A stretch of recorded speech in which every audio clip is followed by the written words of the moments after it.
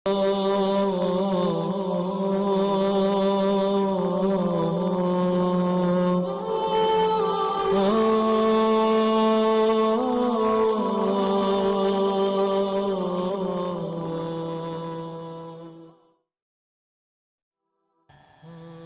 باللہ من الشیطان الرجیم بسم اللہ الرحمن الرحیم۔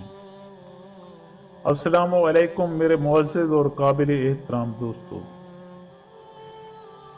دوستو شہنشاہ جہانگیر اور اس کی محبوب ملکہ نور جہاں دنیا سے رخصت ہو چکے تھے، اور مغل سلطنت جو ایک طویل عرصے سے انتشار کا ہدف بنی ہوئی تھی ایک بار پھر مستحکم ہو گئی۔ نوجوان شہزادے خرم نے اپنے تمام سیاسی حریفوں کو شکست دی اور شہاب الدین شاہ جہاں کے لقب سے ہندوستان کے تخت پر جلوہ افروز ہوا۔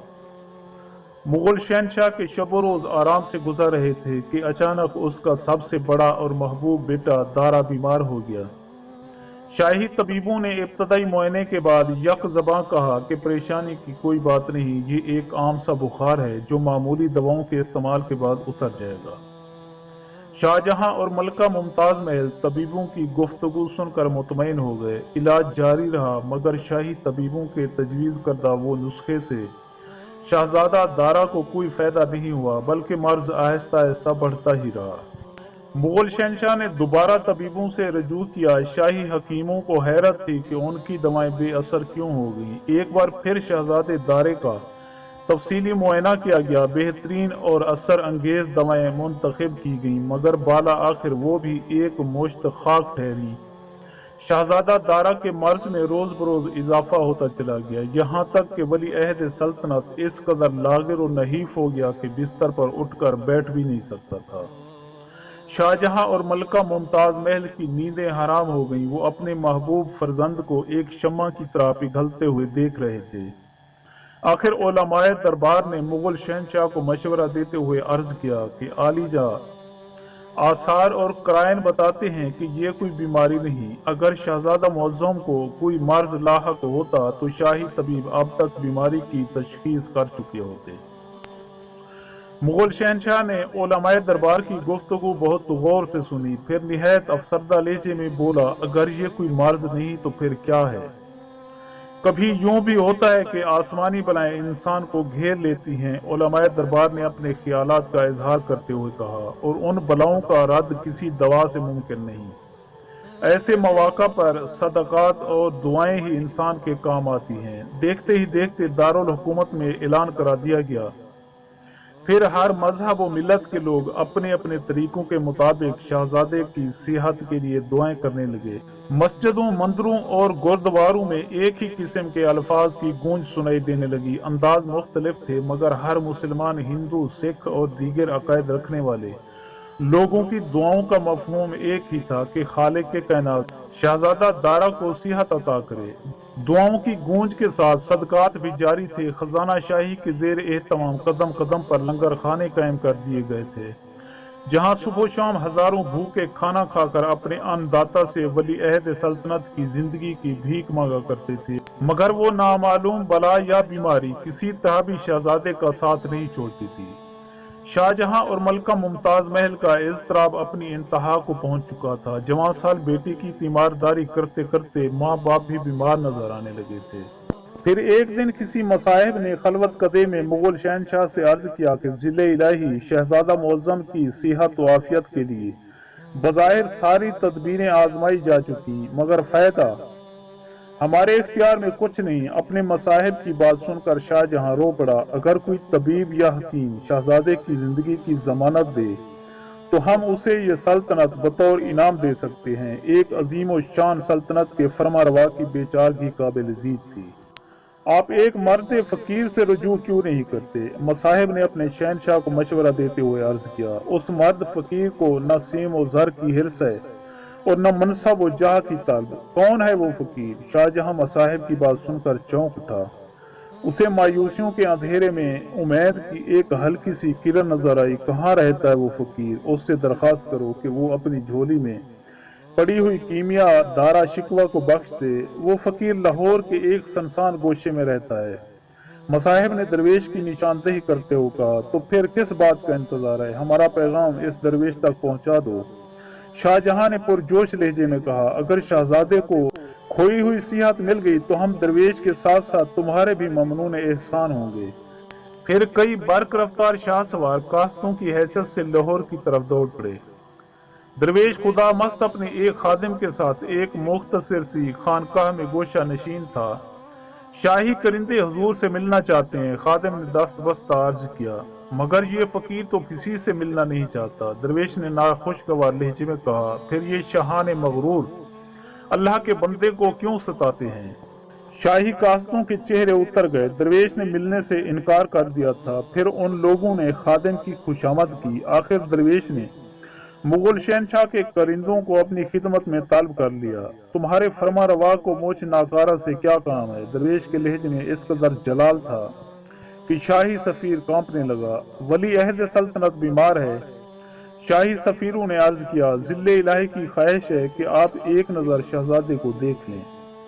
मैं कोई तबीब हूँ कि किसी बीमार को देख लूं। दरवेश ने बेनियाजाना कहा। शाही कासिदों ने बहुत खुशामद की, मगर दरवेश के होंठों पर हर्फ इनकार के सिवा कुछ न था। फिर खादिम की दरखास्त पर दरवेश ने बस इस कदर आमादगी का इजहार किया, अगर बादशाह समझते हैं कि ये आजिज किसी मरीज का इलाज कर सकता है तो उन्हें लाजिम है कि वो बीमार को यहाँ ले आए।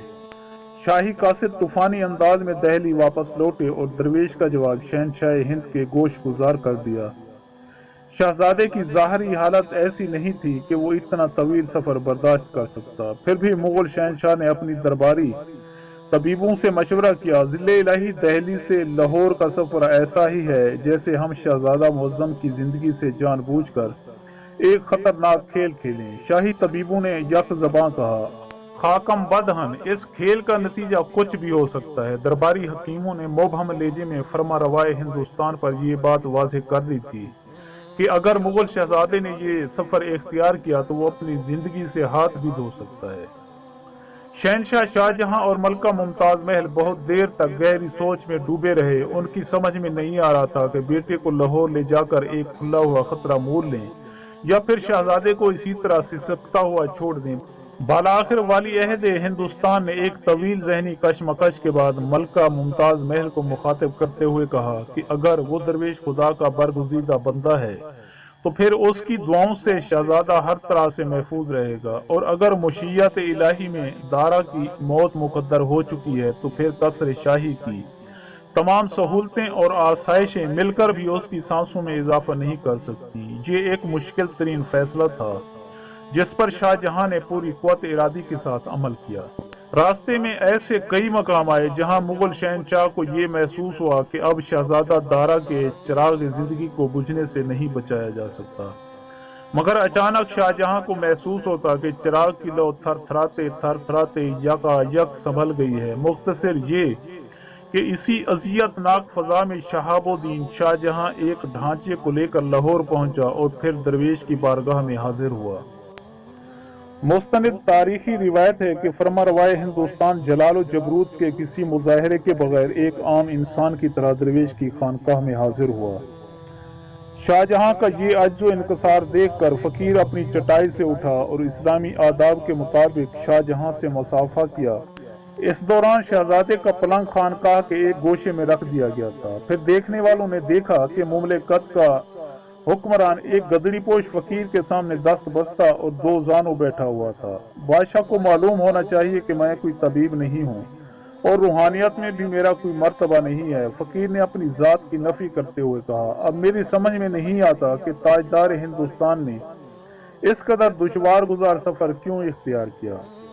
मैं हुजूर से हुस्न जन रखता हूँ। मुगल शहनशाह के लहजे से इंतहाई अकीदत का इजहार हो रहा था। बेशक आप एक गैरतमंद सूफी और मर्द बेनियाज हैं।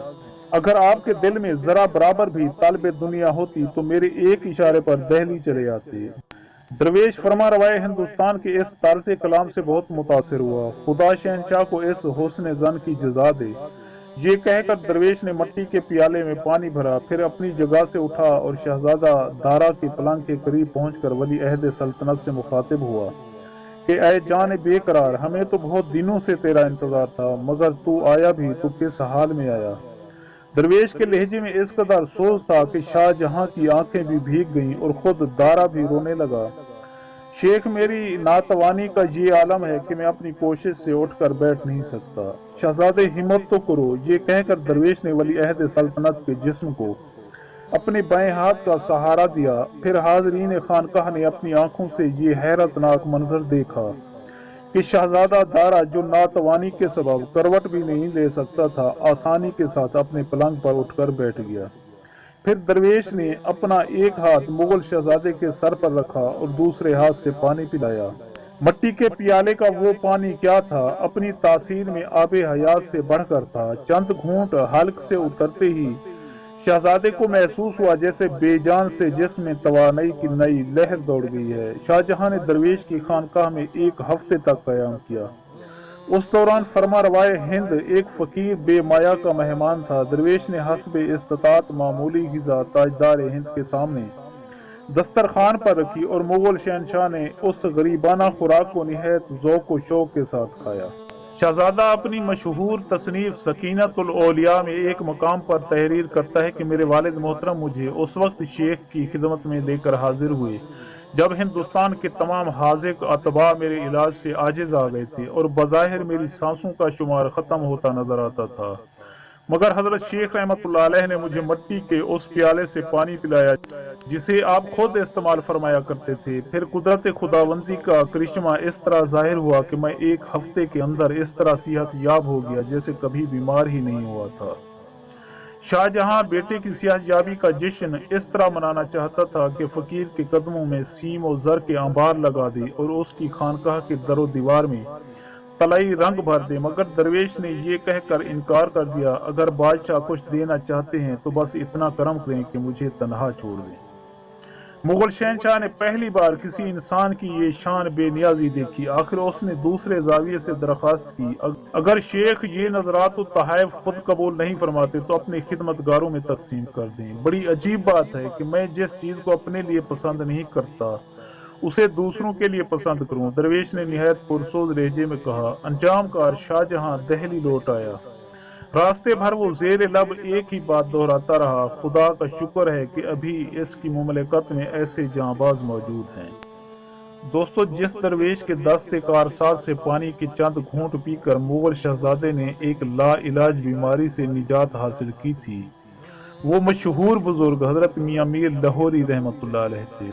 दोस्तों, मैं उम्मीद करता हूँ कि आपको मेरी ये वीडियो अच्छी लगी हो। अगर आपको मेरी ये वीडियो अच्छी लगे तो प्लीज़ आप मेरे चैनल को सब्सक्राइब और इस वीडियो को लाइक ज़रूर कीजिए और अपनी कीमती आरा का इजहार नीचे कमेंट सेक्शन में करना मत भूलिए। शुक्रिया। खुदा हाफ़िज़।